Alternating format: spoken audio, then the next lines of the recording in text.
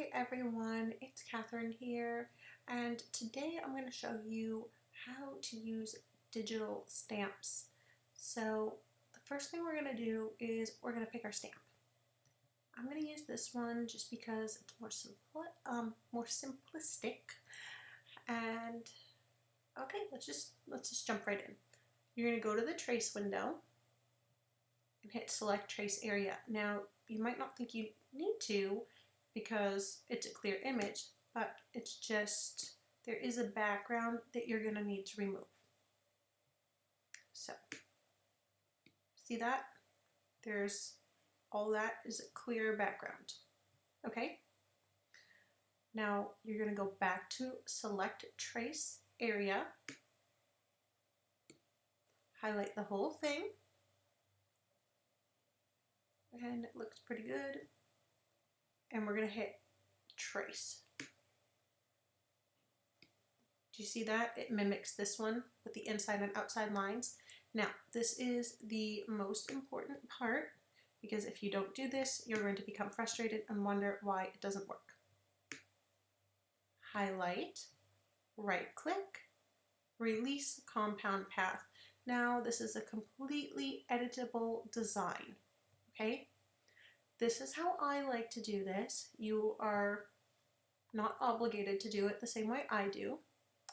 This is how I like to do it. I fill the whole thing in and I make it a black and white design.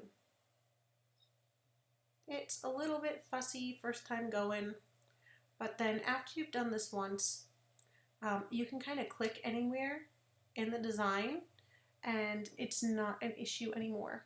Let me see. Sometimes I can't pick it up, so I'll hit send to back. Yep, there we go, because there are different layers.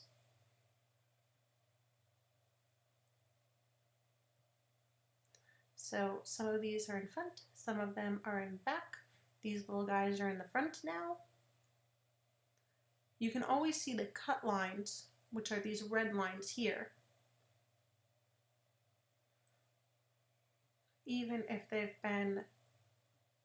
in the back. So that's why it's easier to just do this right from the beginning, because it's going to save you time down the road.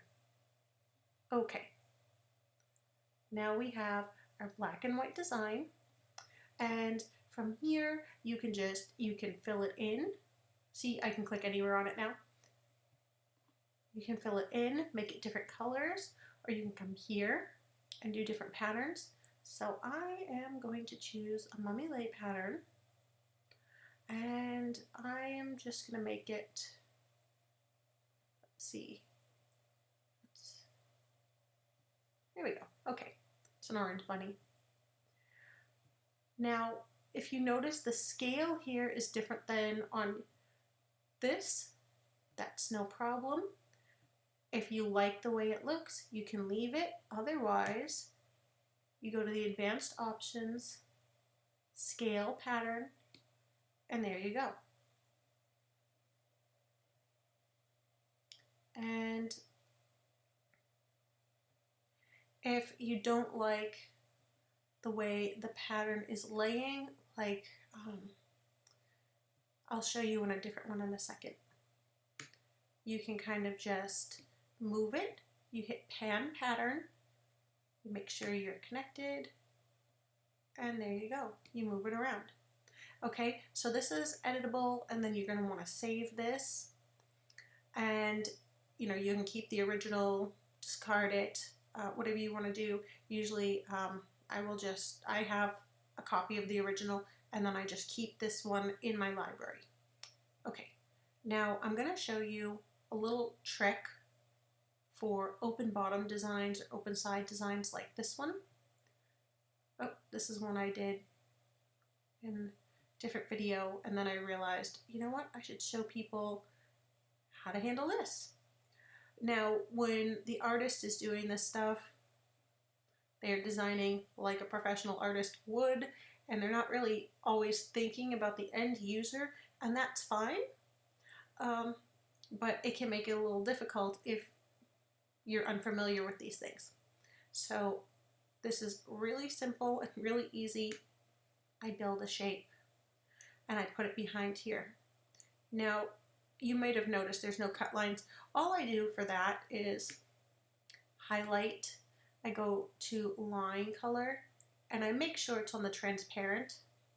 Okay. And that's what I do when I finish my design, just to be sure that I like everything. Let's see, go back to my Mummy Lay. And you know, you can do patterns and all sorts of things here, and you just, same as the rest of the design, you just click on it.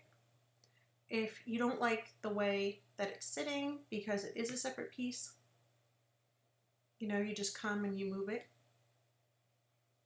and it's not the right size, you can see. So we just increase the size, and it's really just that simple. All right, so that's how I handle the open bottom designs, and yeah. Then at the very end, I highlight the whole thing and hit group. Now this will no longer be editable as is. You do have to ungroup it to edit it. Oops. Ungroup.